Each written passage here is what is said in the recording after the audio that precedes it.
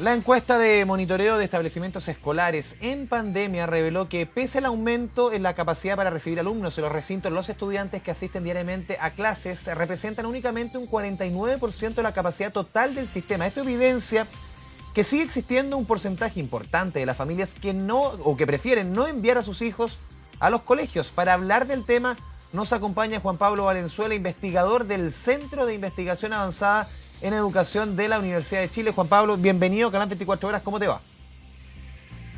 Hola Andrés, muy buenas tardes, gracias por la invitación. A ver, Juan Pablo, uno mirando, uno incluso como papá, mirando el 49% de personas o de alumnos que están yendo a clases o que terminaron yendo a clases, de acuerdo a la medición de ustedes, que fue entre el 22 y 26 de noviembre, en la última medición. Es un número a ti como especialista que ustedes vienen monitoreando hace rato este tema. ¿Te sorprendió a la baja? ¿Te sorprendió al alza? ¿Cómo lo viste tú de primeras, este 49%? Mira, nosotros quedamos un poco frustrados de este resultado porque claramente la posibilidad del envío de los hijos en forma presencial depende de la oferta educativa. Ya. Y en el contexto de la pandemia, la mayor parte de los colegios, para cumplir los protocolos sanitarios, que son muy relevantes y se cumplen al pie de la letra por los establecimientos educativos de Chile, hubo un cambio positivo en el sentido de la vacunación, ¿verdad? Había ¿Eso marcó un un antes y un protocolo después que la decía, vacunación en los escolares? efectivamente, la vacunación de los escolares ha sido extraordinariamente activa. La mayor parte de los jóvenes, de hecho, hoy día los indicadores, ¿verdad? Tenemos más del 90% de los que querían estar vacunados de los que son del grupo mayor, Mm. de 14 a 17, que están vacunados. Muchos de ellos ya con inclusive comenzando la dosis de refuerzo. Pero lo que esperábamos es que, dado el protocolo que decía, mira, si el 80% más de un curso, de un nivel educativo de ese colegio, estaba vacunado con el programa completo de vacunación, podía levantarse el aforo y poder asistir el 100% de los estudiantes. Eso permitió que la capacidad de recibir estudiantes se incrementara entre el mes de octubre, fines de octubre, y fines de noviembre, es decir, prácticamente al cierre del año escolar, de 57% al 74%, es decir, 3 de cada 4 estudiantes podía asistir presencialmente al sistema escolar chileno. Ese incremento de 17 puntos fue acompañado solo de un incremento sobre el total de la matrícula, ¿Ya? tu indicador es sobre el total de la capacidad, sobre el total de la matrícula de 39% a 42%, es decir, siguió sin asistir el 60%, el 58% de los estudiantes matriculados al menos una vez en la semana. Por lo tanto, lo que tenemos, gran conclusión, es que tenemos al menos al final del año, una reacción mucho más orientada por la demanda, por la decisión de la familia, más que por las restricciones sanitarias o de capacidad de los colegios por el lado de la oferta. Tremendo desafío para lo que tengamos que hacer, lo que debamos esperar para marzo 2022. Juan Pablo, ¿y qué tipo de restricciones estás viendo tú desde la familia? Yo recuerdo hace, no sé, unos 6 meses cuando ya empezaron a bajar los casos, todavía no había vacunación en los jóvenes o en los escolares. Una medición, recuerdo, de Educación 2020, que ellos decían los dos principales factores para que los papás no envíen a sus hijos a clases eran el tema de la vacunación y un segundo punto importante, que ellos pensaban que sus mismos hijos no iban a respetar las medidas sanitarias, más allá que estuvieran bien o mal dispuestas, que estuvieran bien dispuestas no las iban a respetar. ¿Ustedes qué están viendo hoy día? ¿Cuál es la razón principal para que esos papás no envíen presencialmente a sus hijos, teniendo en consideración lo que tú mencionas, la vacuna?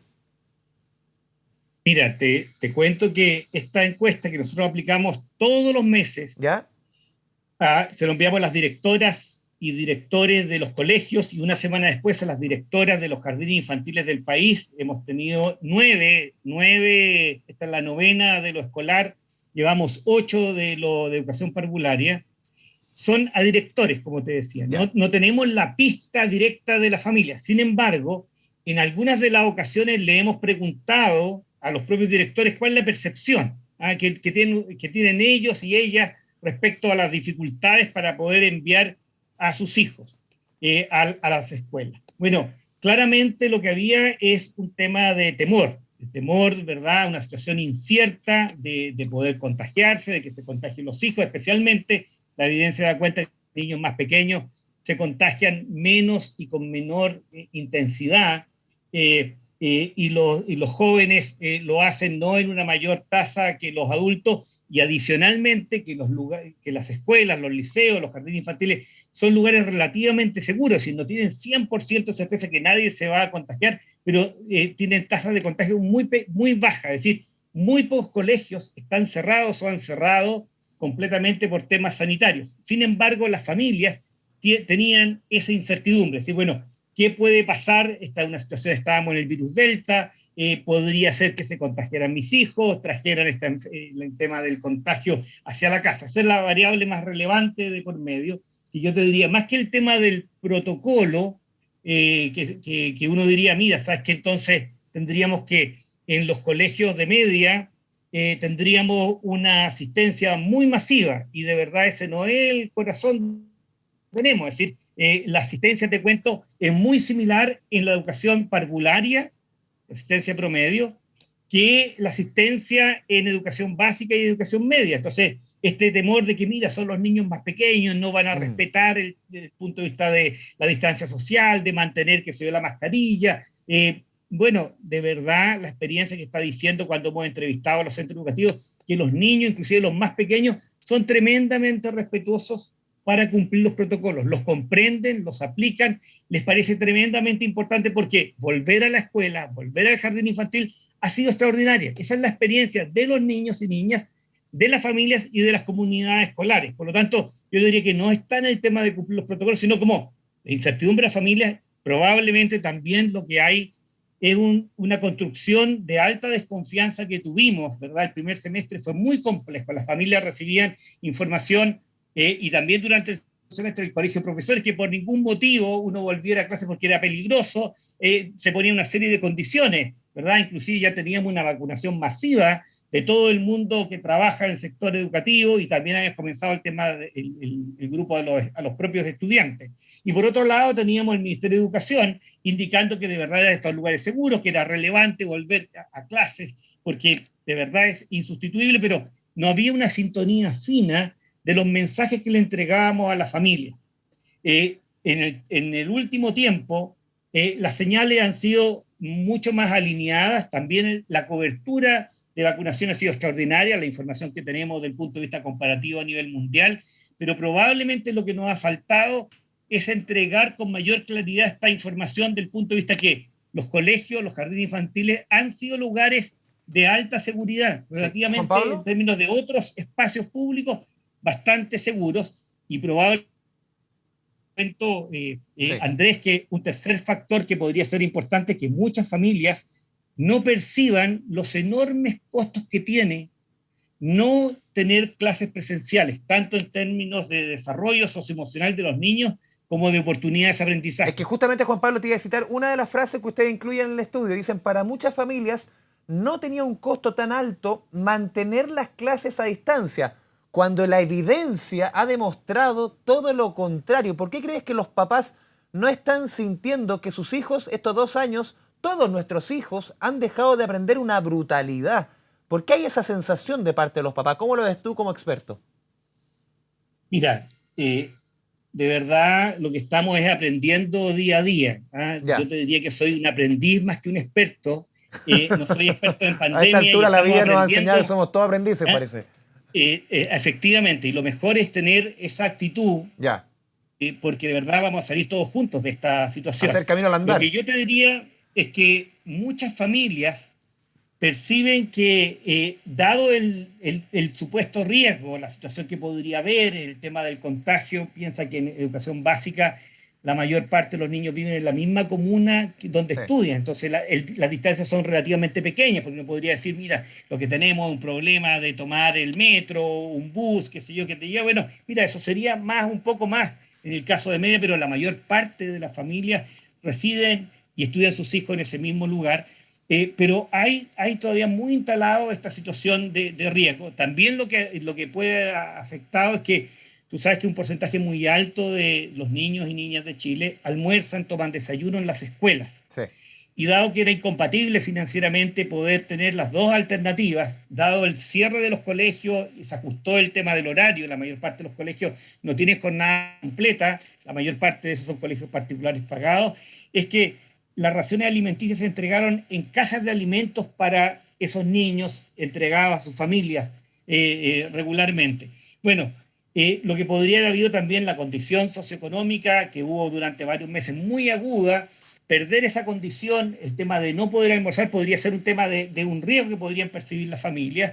También del punto de vista de hasta dónde hace una diferencia esta experiencia del punto de vista presencial. Te cuento que pudimos aplicar otro estudio complementario donde nos contestaron cerca de 20.000 familias de los jardines infantiles. Y en los mismos jardines infantiles teníamos familias que enviaban a sus hijos e hijas al jardín infantil y otras que no. Y las conductas de las mismas familias del mismo nivel socioeconómico eran totalmente asimétricas. Algunas, por un lado, decían, de verdad le cambió la vida a de poder asistir desde el punto de vista socioemocional, de la oportunidad de aprendizaje, del lenguaje, lo que sabemos, la evidencia. Sí. Pero otro grupo de familias del mismo jardín decían, mira, de verdad no es tan mala esta educación a distancia, es muy compatible con que yo puedo estar en la casa cuidándolo o lo está cuidando mi mamá. Es decir, el tema de este sentido de urgencia y la diferencia es tremendamente heterogéneo. La evidencia, y esta es una oportunidad por los medios de comunicación, entregar que la evidencia dice que la educación a distancia, de verdad, en una situación de emergencia, de cierre de colegio, es una alternativa válida, pero de verdad es un sustituto muy precario de lo que implica para el aprendizaje y el desarrollo de la presencialidad de las escuelas y los jardines infantiles. Juan Pablo, otro elemento que ustedes dejan súper en evidencia con los números que están en este estudio es la diferencia, y se ve en todas las mediciones escolares, lamentablemente en nuestro país, entre particulares, entre los colegios subvencionados, colegios municipales. Ahí la diferencia en asistencia, en horas promedio de clase es brutal. Así es, mira, yo lo que te diría que el estudio sistemáticamente que hemos hecho con la Universidad Católica, la Universidad de Chile y el apoyo del Centro de Políticas Públicas de la Católica, es que podemos comparar todo el año de por medio y cuando estamos en esta situación ya de mayor masividad de apertura, el 98% de los colegios está abierto, puede asistir un gran podía, porque ya están de vacaciones los estudiantes, la diferencia más notoria al cierre del año es ser un colegio particular pagado y el resto de los establecimientos. O sea, la primera distinción, es decir, esta distribución del ingreso, esta distribución de las oportunidades, donde hay tanta tensión, de verdad, desde el punto de vista de la sociedad y donde tiene el nuevo gobierno enormes desafíos desde el punto de vista de ir cerrando paulatinamente en términos educativos, es notable la diferencia entre el grupo de este 7% que va a matrícula particular pagado, donde pueden asistir prácticamente todos los estudiantes, donde el 80% de las horas antes de la pandemia es lo que te ofrece regularmente. En cambio, en el sector municipal, subvención particular, solamente la asistencia es el 40%, el porcentaje de horas que pueden asistir en promedio es el 55%, es decir, una brecha muy importante entre lo particular pagado y el resto de la educación. Sí, Juan Pablo, disculpa, te tengo que interrumpir porque la noticia llama. Juan Pablo Valenzuela de la Universidad de Chile, te agradecemos este espacio con Canal 24 Horas para explicar un tema tan sensible en números tan decidores respecto a la realidad de la educación en nuestro país por estos días. Muchas gracias, Juan Pablo. De nada, Andrés. Un gusto. Buenas tardes.